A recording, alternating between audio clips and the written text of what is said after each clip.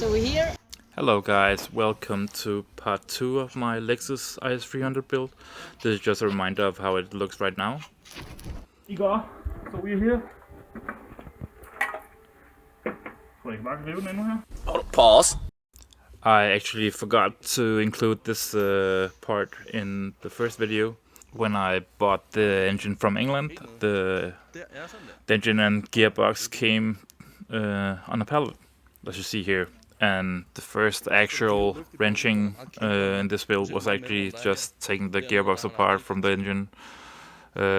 It's never been taken apart, I guess, since it was new, brand new. It was a bit of a struggle. The converter didn't want to leave the chat, I guess. It's never been taken apart in its life, so yeah.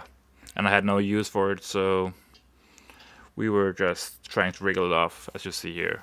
This was shot back in 2024, so that just shows that it takes longer to build a car than you might anticipate or expect.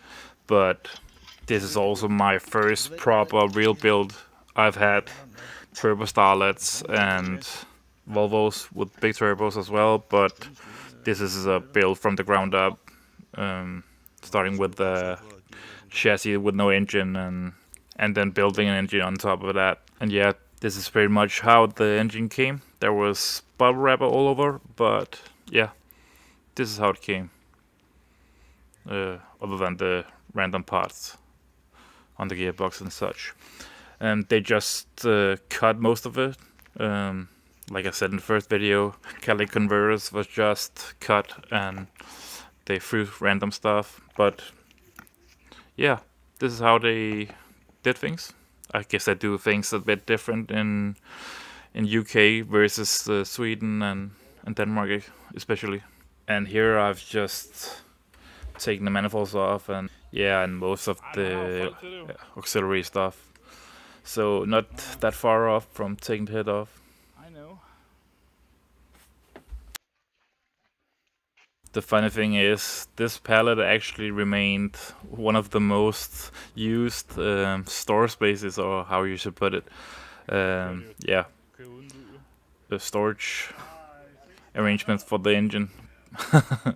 So I guess I did get my money's worth for the freight of the engine, which ended up being like 400 pounds, roughly 560 at the time US. So this is the status right now. It's pretty ready to get the head off at this point. Obviously the cam gears have to go off. That's pretty much it.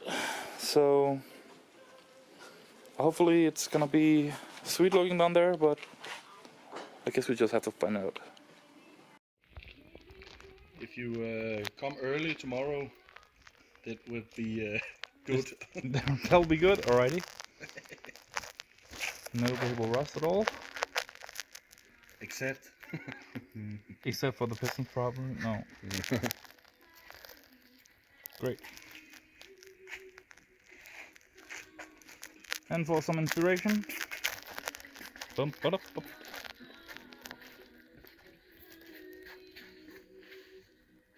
and this one I have to order. Ooh, and a big turbo as well. On the other side. Just a BMW, but still awesome.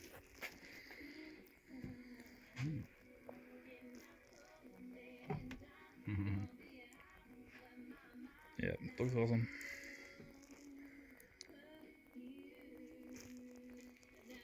What size is it? G42, hvad det hedder. Yeah, 1050. 1250. Okay, shit. Yeah, okay. Skal jeg have en gummihavn måske? On English, please. Maybe I should get a gummy Hammer. mallet, rubber mallet. Yeah, I'll do that.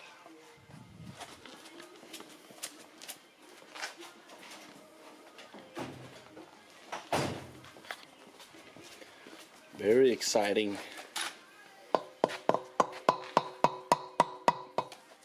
Yeah.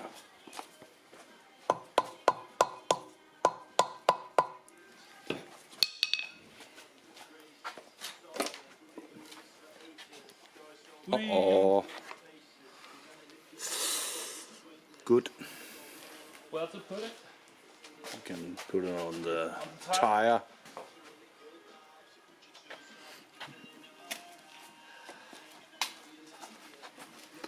How does it look? Lots of carbon. What the hell? That's normal. Yeah, but just clean up here.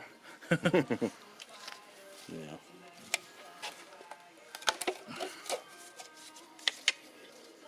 Are you happy? Very happy. Good. At this point, I had removed the oil pan and it looked very decent. So we concluded that it was a very good first impression of the head and the body man. So good stuff. What are we doing right now? I don't know what you call it. We're trying to fit the pump down pipe in the wastegate. New fitment. Yeah. Sorry about the background noise. There's a guy trying to kill a E30 over there. It sounds like that. Sounds like that, yeah. Just cutting it up. And he just changed the manifold right here on the BMW. And the older one, And it the will sit downpipe. down there. Cut. Cut it off.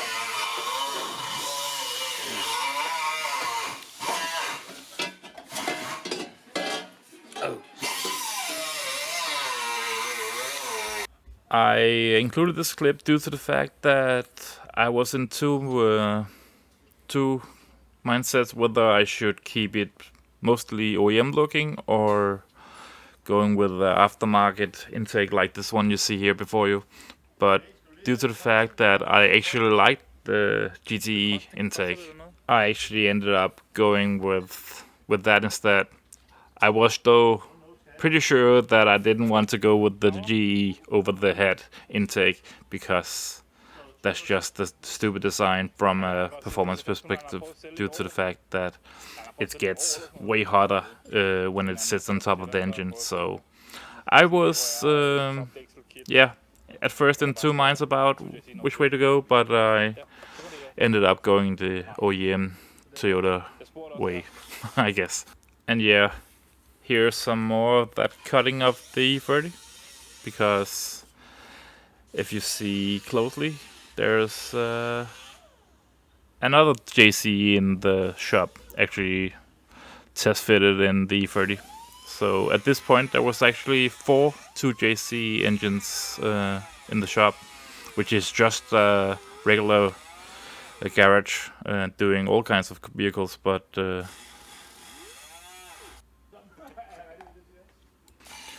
yeah, it's not just regular traffic that's being worked on. It might not be Lambos and McLarens, but I'm pretty sure this is at least as much fun. So, and much more rewarding than just clicking off a build sheet. Yeah, I can't remember if this was the CBS Racing manifold. Oh, and this is the head when I got it back from the machine shop. It was being worked on. Valve stem seals and stuff got replaced, and of course decked. So that was great. Great quality work from a very well-known guy in Denmark racing a Supra. And yeah, I had cleaned it a bit here at this point, and I believe I also have a clip of it being painted. Yep, right on cue.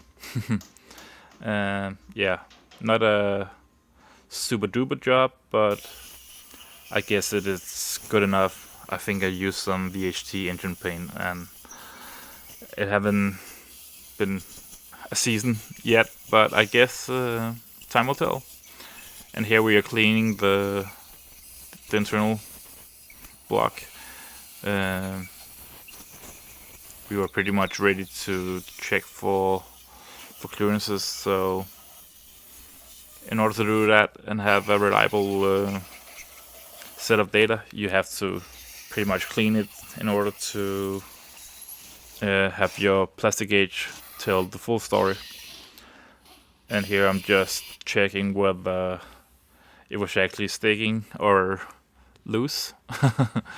And yeah, it being Toyota, it obviously just works. And here we have checked for clearances.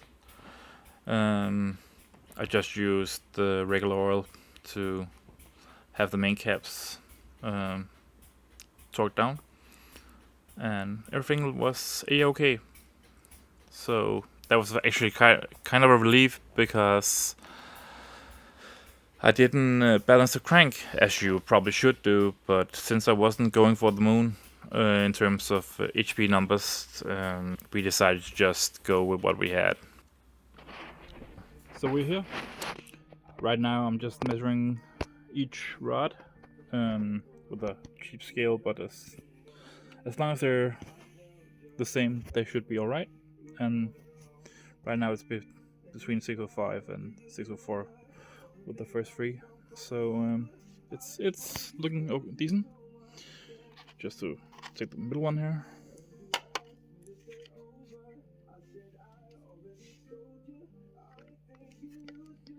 The scale is a bit iffy, so yeah. 603, I did ride 605, but if I turn it around like this, I hit the tar. Damn it. Whoops.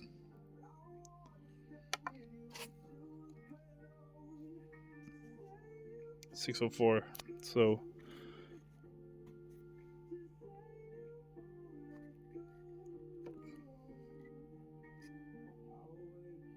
oh well.